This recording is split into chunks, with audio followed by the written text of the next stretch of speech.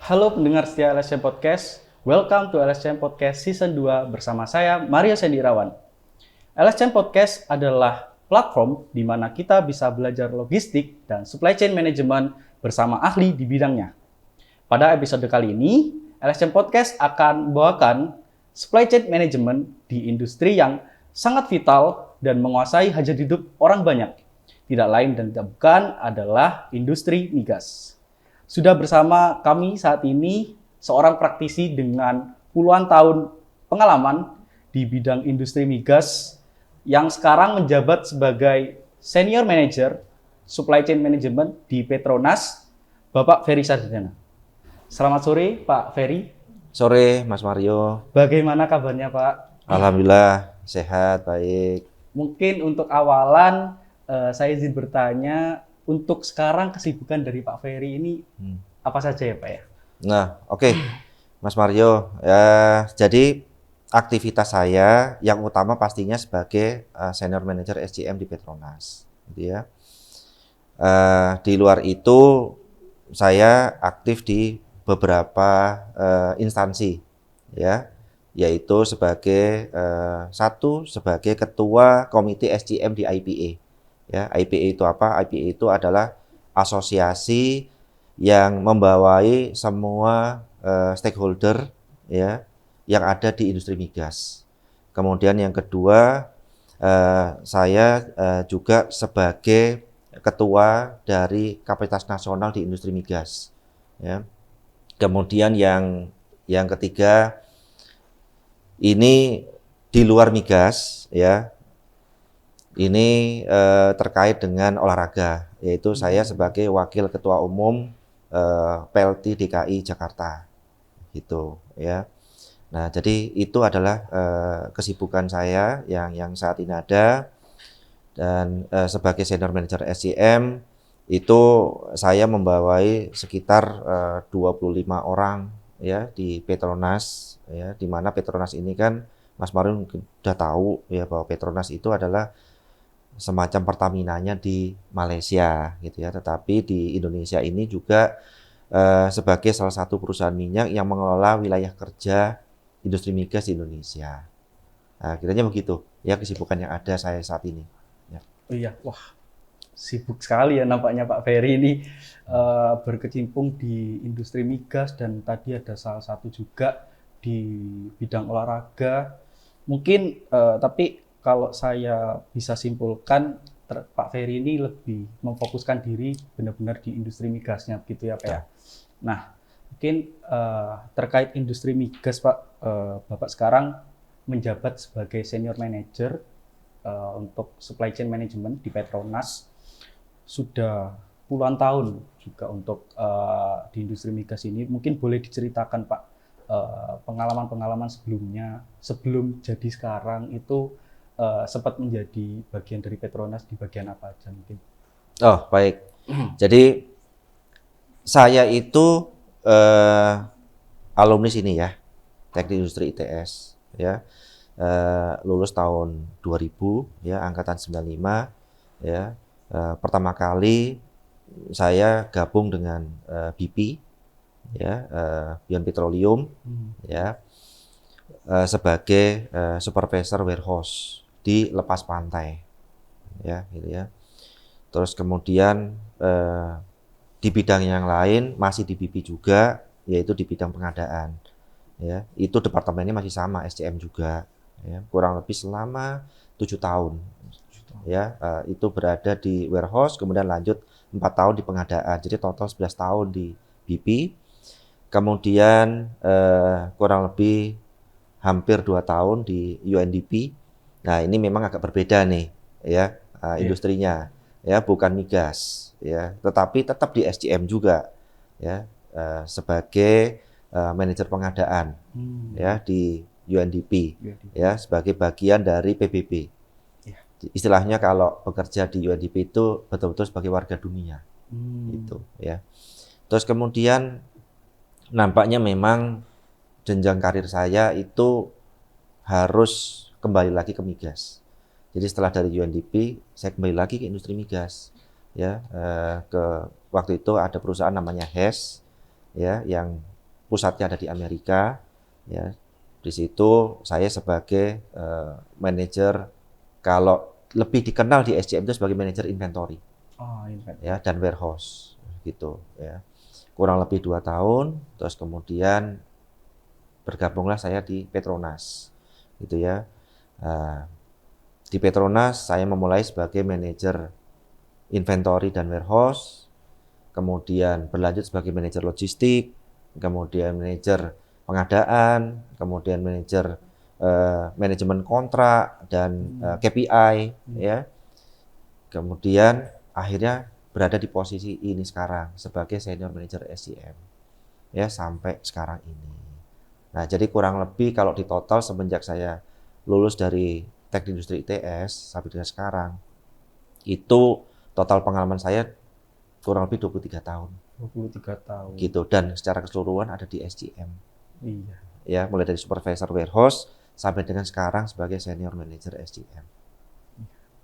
Ya, gitu ceritanya. 23 tahun.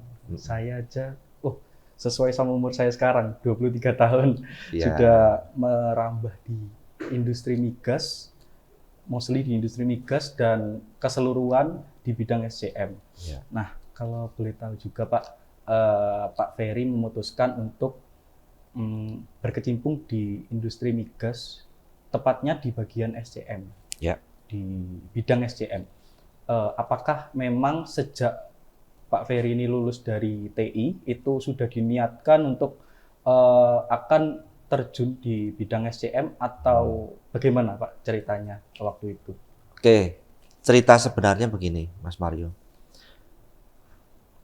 Semenjak saya kuliah, itu saya belum pernah terbesit untuk bekerja di industri oil and gas.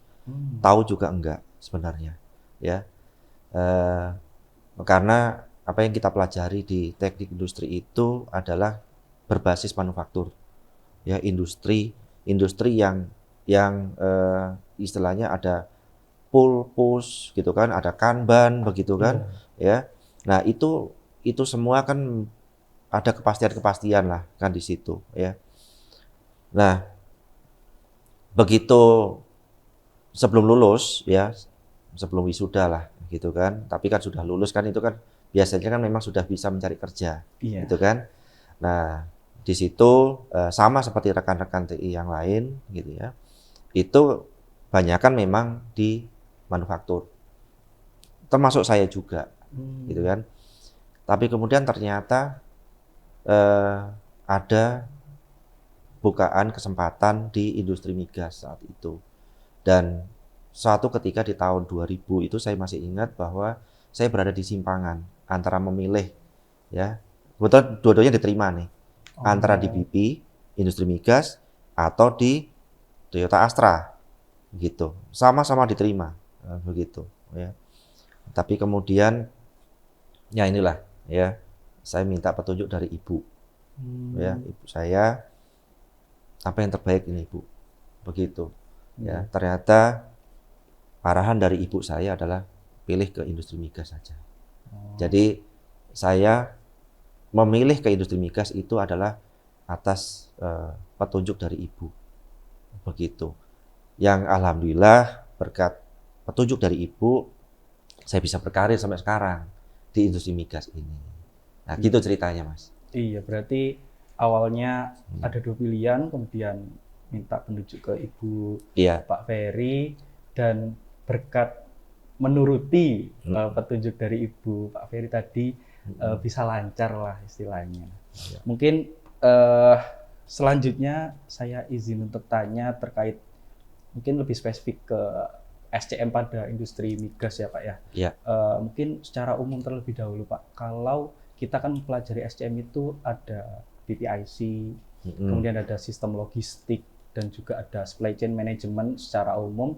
Kalau penerapan supply chain management secara umum pada industri migas, mungkin lebih khusus di Petronas itu seperti apa ya untuk umumnya seperti itu? Ya, jadi memang sedikit berbeda ya SCM di industri oil and gas dengan SCM di industri yang berbasis manufaktur, gitu ya. Jadi kalau pada umumnya apa yang kita pelajari di TI ya, itu adalah berbasis ada kebutuhan ya, ada konsumen di situ ya. Terus kemudian itu menjadi dasar untuk forecast ya, berapa sih produk jadi yang mesti dibuat, kemudian dari produk jadi kemudian diturunkan menjadi produk setengah jadi, bahan baku ya. Nah, itu adalah PPIC tadi itu kan gitu ya. Nah, tetapi berbeda dengan di oil and gas ya. Tidak bicara produk jadi, karena produk jadi sudah jelas, hanya minyak dan gas gitu kan. Dan jelas juga siapa yang membutuhkan minyak begitu, dan begitu diproduksi maka itu sudah dialirkan.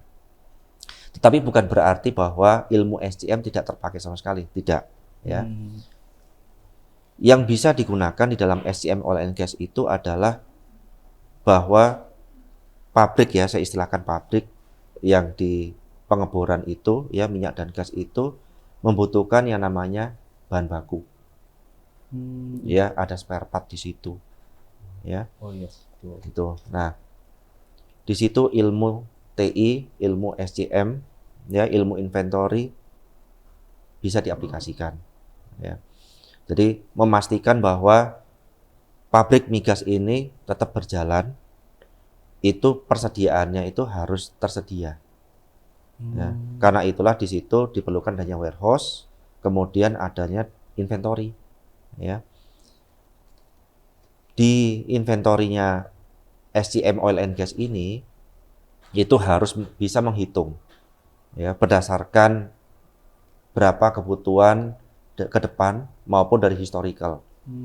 Nah, ilmunya juga kepake ya, seperti minimum order quantity ya, itu semua terpakai di situ ya. Nah, itu satu. Terus kemudian yang kedua, sekarang kan SCM ya, SCM. Ya, di dalam SCM itu ada pengadaan. Kemudian ada juga logistik. Ya.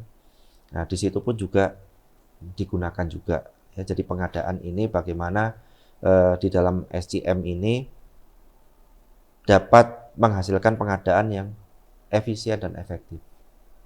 Nah, kiranya begitu, Mas Mario. Iya. Ya. Iya, kalau kita berbicara tentang supply chain management memang erat kaitannya dengan kata-kata efisien dan juga efektif ya Pak ya. Ya. Nah, terkait efisien dan efektif, sebelumnya Pak Ferry juga sempat bicara bahwa sebelum jadi senior manager di supply chain management ini, Pak Ferry juga menjadi manager untuk KPI ya Pak ya. Ya. Nah, mungkin saya izin bertanya terkait supply chain management khususnya, sebenarnya untuk di Petronas ini, di industri migas ini, KPI supply chain managementnya itu kurang lebih seperti apa ya Pak? Yang paling kritis, yang paling diutamakan untuk ditinjau itu KPI yang seperti apa? Oke. Jadi KPI SCM di oil and gas ya, itu ada beberapa ya. Jadi kalau terkait dengan pengadaan, maka KPI-nya itu adalah seberapa cepat ya untuk bisa melakukan proses pengadaan ya. Jadi dari sisi lead time-nya. Iya. Gitu ya. Terus kemudian yang kedua, seberapa banyak penghematan yang didapat dengan pengadaan tersebut. Ya, itu KPI yang kedua di pengadaan. Kemudian yang ketiga, karena sekarang ini lagi gencar-gencarnya mengenai produk dalam negeri. Ya. Seberapa banyak dari pengadaan ini ya bisa memberikan tingkat komponen dalam negeri. Gitu. Realisasinya seberapa banyak. Nah, itu yang KPI yang utama di pengadaan. Berbeda lagi dengan KPI di material management atau inventory. Ya, yang ada di SCM oil and gas. Itu KPI-nya ada beberapa. Satu adalah terkait dengan inventory level. Inventory level. Ya. Mungkin pernah belajar juga ada dua sisi koin ya, yang dilematis antara inventory level. Ya kan? Turunan dari itu adalah service level. Ya. Kemudian turnover ratio. Ya. Terus kemudian juga surplus dead stock ratio dari inventory. Ya, non movement inventory. Ya. Ini menjadi sangat penting Karena inventory ini adalah aset. Ya, kalau berlebih itu akan merugikan perusahaan. Ya. Terus kemudian KPI yang lain itu adalah terkait dengan pengelolaan kontrak. Ya, pengelolaan kontrak. Karena dari sisi pengadaan kemudian menghasilkan kontrak. Nah, di dalam pelaksanaan kontrak ini ya, memastikan bahwa tingkat penggunaan kontrak ini mencapai level paling tidak 80% ke atas ya. Kemudian yang kedua adalah mengukur bagaimana kinerja vendor. Ya, bagaimana ketepatan waktunya di dalam mengirimkan barang. Nah, itu KPI-KPI-nya ya. Dan itu setiap tahun kita ukur. Ya. Dan targetnya pastinya terus naik. Iya. Begitu ya. Harus ada inovasi ya, kreativitas di dalam pencapaian KPI-KPI tersebut. Nah, itu Mas Mario mengenai KPI SCM. Iya. Oil and gas. Ternyata di bidang SCM pun masih dibagi-bagi lagi ya Pak. Ada bidang inventory, ada terkait tadi distribusi juga, pengadaan juga, ada KPI-nya masing-masing. Nah, dalam rangka untuk mencapai KPI, untuk sesuai target yang sudah direncanakan di awal, di semua industri bahkan Pak, ini kan pasti ada yang namanya ketidakpastian. Ya. Risiko supply chain itu paling utama adalah terkait uncertainty, baik itu terkait lead time, pengiriman barang, kemudian terkait produksi di kilang, itu kan tidak bisa pasti jumlahnya berapa. Nah, Bapak Ferry sebagai senior manager ini gimana Pak untuk mengatasi risiko tadi, untuk memitigasi mungkin risiko supply chain management tadi, upayanya bagaimana? Oh, baik. Jadi benar sekali, uncertainty itu yang menjadi tantangan. Ya, resiko di SCM. Ya. Tidak hanya manufaktur tapi di oil and gas juga begitu. Ya, sama. Nah, uncertainty yang ada karena industri oil and gas itu adalah industri strategis, ya, sangat erat dengan politik juga, gitu ya. Contohnya yang sekarang sedang terjadi perang Ukraina Rusia, ya. Nah, SCM di oil and gas pun juga kena dampaknya juga, ya. Nah, oleh karena itulah insan SCM di oil and gas itu dituntut untuk kreatif, ya, harus bisa mengantisipasi geopolitik permasalahan itu, gitu ya. Contohnya adalah di oil and gas itu ada komponen bahan baku yang sumbernya itu ada di daerah perang itu, gitu, ya. Apa itu? Yaitu bahan baku untuk pipa pengeboran, itu ada di situ, ya. Justru Rusia, Ukraina itu banyak mensuplai itu, gitu ya. Nah, terus mitigasinya bagaimana? Nah, mitigasinya itu adalah kita membuat kontrak, ya, di dalam metode pengadaannya itu tidak lagi tradisional, tetapi kita akan buat yang namanya strategic alliance, gitu ya. Nah, kemitraan, ya, dengan vendor utama yang kritikal, gitu, ya. Dan sifatnya jangka panjang, ya. Kalau hanya jangka pendek, maka itu akan berisiko tinggi, ya, dengan kekurangan bahan baku, dengan harga yang tidak terkendali, begitu, ya. Yang lead time-nya pun juga tidak bisa dipastikan. Ya.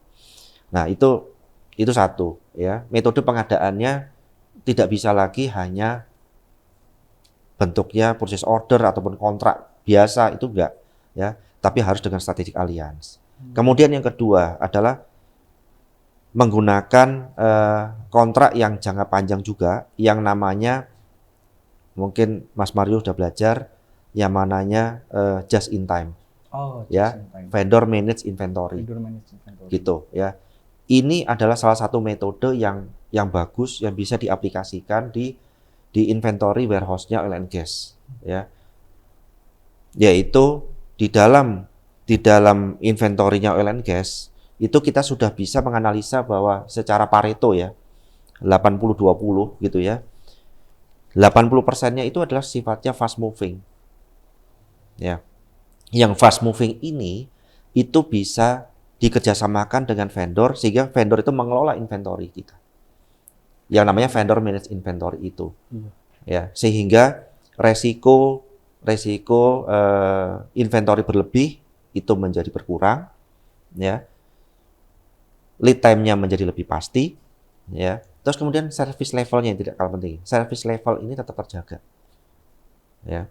Dimana saya menerapkan bahwa kalau service level ini harus 90% ke atas. Gitu, ya. Dan tergantung kategori ininya, item inventory-nya. Makin kritikal, maka dia harus 99%. Nah, ini yang perlu strategi di situ, ya. Nah, itu adalah metode-metode yang kita terapkan, ya, untuk mitigasi uncertainty tadi itu. Gitu, ya. Terus hal yang lain adalah sekarang itu kan eranya kolaborasi, ya. Aliansi, gitu, ya.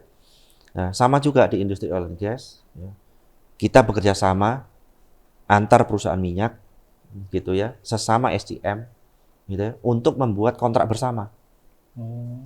Gitu, ya. Nah, karena marketnya sama, kebutuhannya sama, gitu, ya. Nah, tipenya sama, kita buat kontrak bersama khususnya untuk yang lokasinya berdekatan. Iya.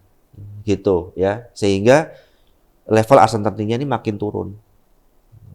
Ini mungkin yang menarik ya Pak Ferry, di mana kalau kita belajar di perkuliahan, perusahaan yang di bidang yang sejenis itu justru akan menjadi pesaing. Nah, kalau yang Pak Ferry sebelumnya sebutkan, bahkan Petronas itu menjalin kolaborasi dengan industri migas sejenis.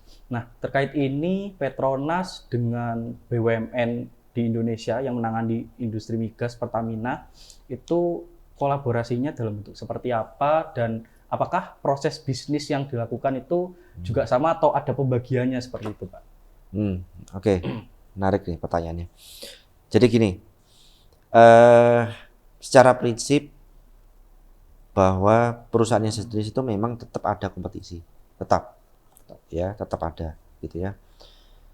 Tapi kalau menjawab pertanyaan bahwa apakah pola bisnisnya itu sama semua perusahaan migas itu sama, ya. Pertamina, Petronas, BP, kemudian ada ENI, Saudi Aramco, gitu, ya. Itu semuanya sama, ya. Mulai dari pencarian minyak, ya, kemudian penemuan, ya, terus kemudian produksi, kemudian distribusi, ya, itu semua sama, ya. Nah, terus yang berbeda ada di mana? Ya, mungkin yang berbeda itu adalah dari sisi inovasi dan kreativitasnya di dalamnya masing-masing itu, gitu, ya. Nah, sekarang ini, ya, walaupun ya perusahaan minyak itu satu sama lain tetap kompetisi, tetapi di dalam beberapa hal itu tetap bisa berkolaborasi, ya. Contohnya SDM-nya. SDM-nya itu bisa berkolaborasi. Karena seperti saya jelaskan tadi, SDM di oil and gas itu berbeda dengan SDM di manufaktur. Ya. Kalau SDM di manufaktur itu terlibat sampai dengan produk jadi dan distribusi. Tapi kalau SDM di oil and gas tidak terlibat sampai sejauh itu. Tidak. Ya. SDM di oil and gas itu adalah fungsi hanya di hulu saja. Ya, hanya memenuhi kebutuhan barang dan jasa supaya pabriknya migas ini berjalan. Begitu. Selepas dari itu sudah fungsi yang lain. Itu, ya. Karena fungsi SCM ini di oil and gas itu hanya sampai menyediakan barang dan jasa untuk supaya pabrik migas ini berjalan, maka ini bisa kolaborasi. Dulu mungkin tidak terpikir seperti itu pada saat jaya-jayanya misalnya di Indonesia, ya. Waktu itu produksinya masih 1 juta barrel, gitu kan. Sekarang hanya 600.000 secara nasional. Itu, ya. Nah, sehingga sekarang tuntutannya adalah bagaimana lebih efisien. Sementara marketnya sama. Akhirnya SCM di industri migas ini berpikir bahwa yuk kolaborasi saja. Begitu, ya. Khususnya adalah untuk di wilayah geografis yang sama. Begitu, ya. Nah, jadi itu tidak terbatas kepada satu negara, ya. Itu bisa juga ke negara yang lain, antar negara. Contoh, ya. Pertamina tidak hanya beroperasi di Indonesia. tapi Pertamina juga beroperasi di luar. Petronas juga begitu. Petronas itu beroperasi kurang lebih ada di 20 negara di dunia. Gitu ya. Nah, ini pun juga ada kolaborasi di dalam Petronas. Ya, contoh, Petronas itu ada juga selain di Indonesia, ada juga di Irak, kemudian ada di Turkmenistan, ada di mana Brasil, gitu ya, Meksiko, gitu ya. Nah, ini kebutuhan barang dan jasanya sama. Nah, sementara ya sumber barang dan jasanya itu bisa jadi sama juga. Nah, sehingga ini bisa dikolaborasikan. Berapa nih Meksiko kebutuhannya? Berapa kebutuhannya Brasil? Berapa kebutuhan di Irak? Berapa kebutuhan di Turkmenistan? Berapa juga di Indonesia? Ya.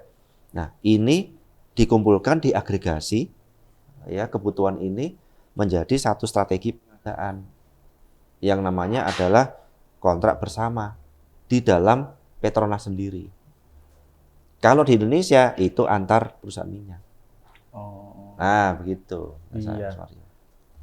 Ada hal menarik juga, di mana kalau kita belajar supply chain di perkuliahan, itu adalah terkait bagaimana kita menyampaikan produk mulai dari hulu hingga hilir, gitu. Tapi pada SCM di oil and gas itu berfokus pada hulu, di mana kenapa fokus pada hulu? Karena tujuannya adalah agar proses-proses selanjutnya itu bisa berjalan gitu. Nah, ini adalah suatu hal yang menarik karena sedikit berbeda dengan apa yang kami pelajari di perkuliahan. Nah, mungkin untuk selanjutnya Pak Ferry, saya izin untuk fokus ke bidang-bidang di dalam SCM-nya. Mungkin nanti terkait inventory, terkait distribusi gitu. Nah, mungkin pertama terkait inventory ya Pak Ferry. Sempat dijelaskan sebelumnya bahwa Petronas ini menerapkan kebijakan vendor manage inventory. Nah, mungkin boleh dijelaskan lebih detail Pak Ferry, alasan dari Petronas ini menerapkan vendor manage inventory, di mana inventory-nya ini akan dikelola oleh vendor. Mengapa tidak dikelola sendiri? Padahal migas ini termasuk aset vital gitu. Nah, alasannya kenapa dan sebenarnya dampak efektif dari penggunaan vendor manage inventory ini seperti apa? Ya, jadi ini antara teori dengan praktek ya. Saya coba jelaskan ya, bahwa inventory itu kan prinsipnya itu adalah persediaan yang memang diperlukan, gitu kan. Tetapi tidak boleh berlebih. Betul. Ya. Dan inventory itu adalah sifatnya aset. Inginnya kalau bicara aset, maka dia seharusnya aktif. Dihindarkan yang pasif. Ya. Pasif itu kalau bicara inventory berarti dari sisi pergerakannya. Ya, begitu inventory tidak bergerak, maka itu adalah uang perusahaan tertanam di situ. Itu tidak diharapkan. Ya. Dan bicara inventory-nya migas, itu nilainya besar. Ya. Rata-rata nilai inventory-nya itu adalah sekitar 10 sampai dengan 20 juta dolar di situ. Ya. Dan itu terbagi antara inventory untuk project dan inventory untuk operasional, produksi, gitu ya. Nah, kita akhirnya berpikir bagaimana inventory-nya migas ini tidak menjadi berlebih, tidak menjadi beban perusahaan, gitu ya.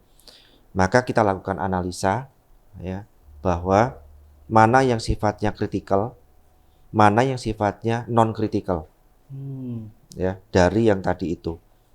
Dengan metode yang tadi ada analisa Pareto, ya, kemudian ada analisa ABC, mungkin Mas Mario juga belajar kan ya, ada ABC juga kan, inventory, kita lakukan juga di situ, ya.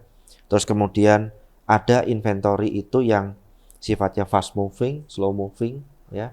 Ada inventory untuk preventive maintenance, ada yang untuk corrective maintenance, begitu, ya. Nah, dari hasil analisa ini, akhirnya kita simpulkan bahwa, oh yang kritikal, oke, ini boleh di warehouse kita. Gitu. Ya, ini mutlak memang harus tersedia. Ya, karena pabriknya migas itu 24 jam. Ya, kalau terjadi sesuatu, maka ini cepat tersedia. Karena yang kritikal ini biasanya lead time-nya panjang nih. Biasanya di atas 3 bulan ya untuk delivery-nya ya, belum pengadaannya. Nah, untuk yang non kritikal ini kita bisa buatkan yang namanya vendor manage inventory. Itu ya. Dan itu kita sudah terapkan di Petronas ya. Walaupun belum sampai 80%-nya, tetapi menuju ke sana ya. Dalam 2 tahun ini terus meningkat ya. Dari awal itu hanya 30%, sekarang sudah 50% lebih itu sudah vendor manage inventory. Compliance itu jadi penting ya. Kecocokan antara buku dengan barang itu menjadi penting ya untuk di inventory. Nggak boleh satu pun itu selisih. Itu nggak boleh gitu ya. Dan itu kita jaga 100% nih dengan sekarang ya, dengan adanya sistem itu.